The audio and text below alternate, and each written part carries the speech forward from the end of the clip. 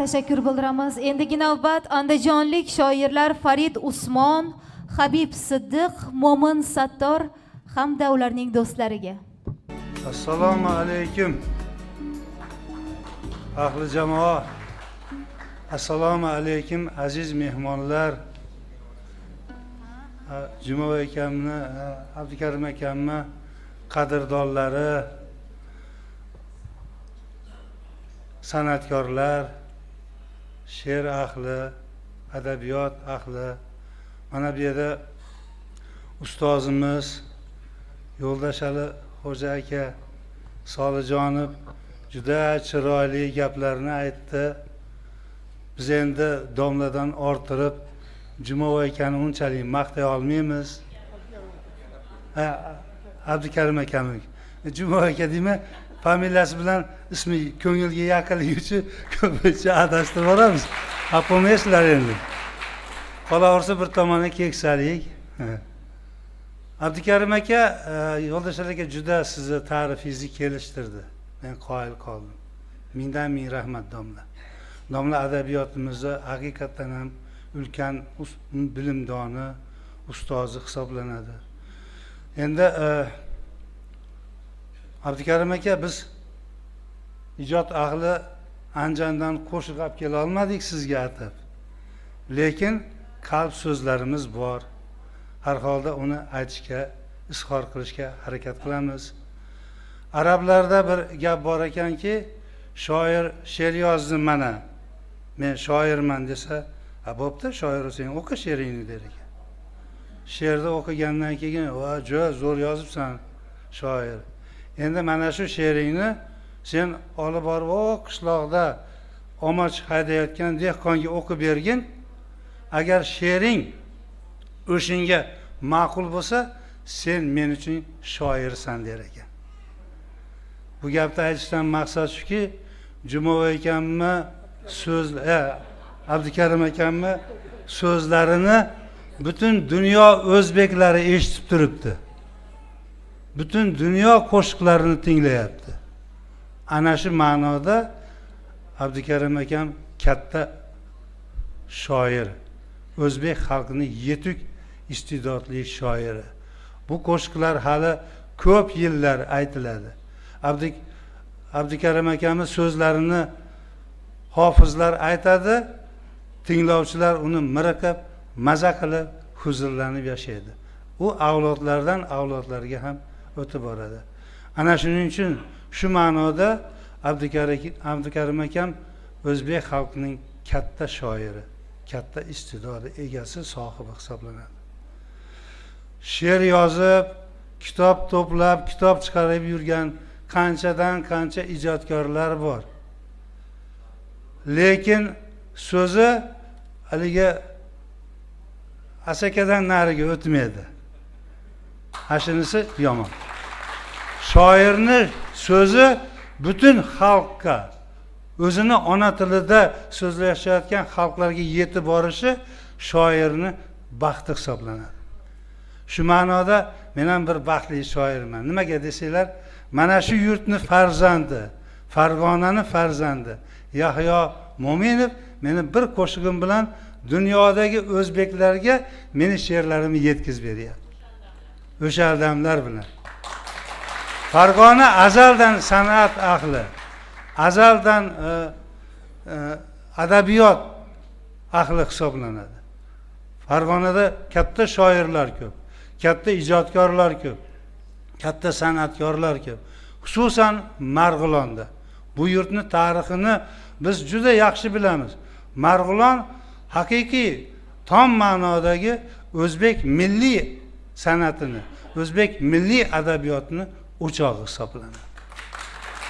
Shu ma'noda Abdukarim aka, siz baxtli insonsiz. Sizni baxtliligingizni biz mana shu zalga kirgandayoq his qildik. Chunki butun Marg'ilon ahli shuga to'planib ketdi. Shu tadbirni tashkil qilgan Farg'ona viloyat hokimligiga, Marg'ilon shahar hokimligiga mingdan ming rahmat deymiz. Hamma joyda ham mana shunaqa tadbirlar o'tmaydi. Hokimiyat ahli, rahbariyat ahli ko'p ham bugungi kunlarda shoirlarga e'tibor bermayotgan zamonda yashayapmiz. San'atkorlarga e'tibor bermayotgan zamonda yashayapmiz. Shoir bechora kitobini o'zini puliga chiqarib, o'zi tarqatadi. Shu xalqimga yetib borsin, shu millatimga foyda qilsin ma'naviyatimizni. Ana shu ma'noda Farg'ona, Marg'ilon rahbarlariga, hammasiga, Farg'ona ahliga, Marg'ilon ahliga, ilm odamlariga, hammalariga ta'zim qilamiz. Muborak bo'lsin. Abdukarim aka, muborak bo'lsin yoshingiz. Hali domlam sizga 80-90 yoshlarni tiladi. Domlamni bu tilaylarda ham katta ma'no bor, tushunsanglar. Yo'ldosh Xo'ja aka o'zi 120 ga kirmoqchi-da. Shu ma'noda sizga 90 yosh tiladi. Sog' bo'linglar, salomat bo'linglar. E'tiboringlarga katta rahmat. Endigi navbat meni do'stlarimga, mana Habib Sidiq, Mo'min Sattor degan og'aynilarimiz, shoir do'stlarimiz kelgan, bular tabriklayman. Hurmatli anjuman ishtirokchilari, biz Abdukarim aka bilan bundan 15 yil burun u kishini 60 yilliklari nishonlanganda u kishini andijonlik qadrdon do'sti, bugun oramizda yo'q u kishi, Qobil Mirzo birga olib kelib tanishtirgan edilar. Ajoyib shoirimiz, O'zbekistonda xizmat ko'rsatgan madaniyat xodimi. U kishini ham ruhlari shod bo'lsin. Shundan buyon Abdukarim akani ijodini kuzatib, qo'shiqlarini tinglab, ijodiy bir yutuqlarimizni baham ko'rib yuramiz. Andijonda ham juda ko'p muxlislari bor. Ulug' ardoqli shoirimizni, shuning uchun ana shu muxlislar, andijonliklar nomidan Abdukarim akani bu qutlug' yoshi bilan samimiy muborakbod etaman. Men shunday mo'tabar yoshga kirgan ustozlarni, bu yerda o'tirgan nuroniylarni ko'rganda bir voqea esimga tushadi. Men aspiranturada tahsil olib yurgan yillarimda Andijon Toshkent poyezdida ketayotganimizda bir oqsoqol so'rab qoldi. Bolam, Toshkentda o'qiysanmi? Ha, Toshkentda o'qiyman. 5 yillik o'qishdami deb so'radi. U paytlarda institutlarimiz 5 yillik edi. Yo'q, institutni bitirganman. Aspiranturada o'qiyman. U qanaqa o'qish deb so'radi? Ilmiy ish qilamiz. Ish qilamiz deysan, o'qiyman deysan, o'qiysanmi, ishlaysanmi? U qanaqa o'qish deb qoldi. Tajribalar o'tkazamiz, dissertatsiya yozamiz, himoya qilamiz, ilmiy daraja unvonlar olamiz deb tushuntirdim. Baribir oqsoqol tushunmadi-da, qaytib so'raverdi. Men tushuntiraverdim. Oxiri so'radi. Bolam, necha yil o'qiysan o'zi? 3 yil dedim. Oqsoqolning jahli chiqib ketdi-da. Ey bolama, shuncha boshimni aylantirmay kollejda o'qiyman desang bo'lmaydimi?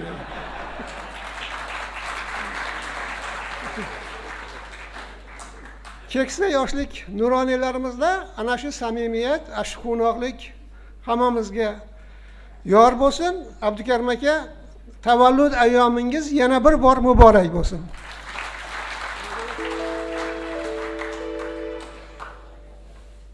Avvalo assalomu alaykum. Ahli Marg'ilon, bu yerda men Tojikistondan, Toshkentdan, Samarqanddan,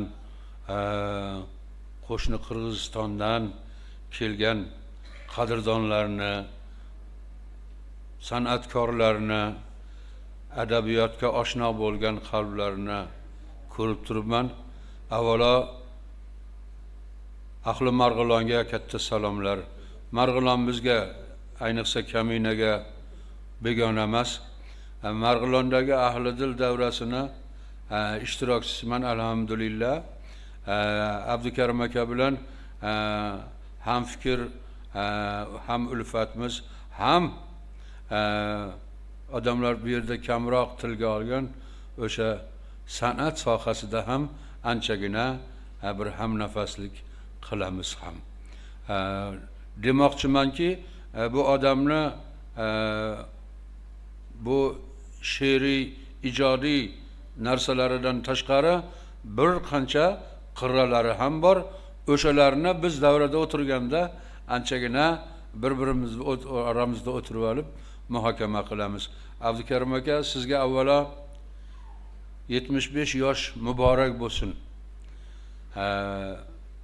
Alloh sizni martabangizni bundan-da ziyoda qilib,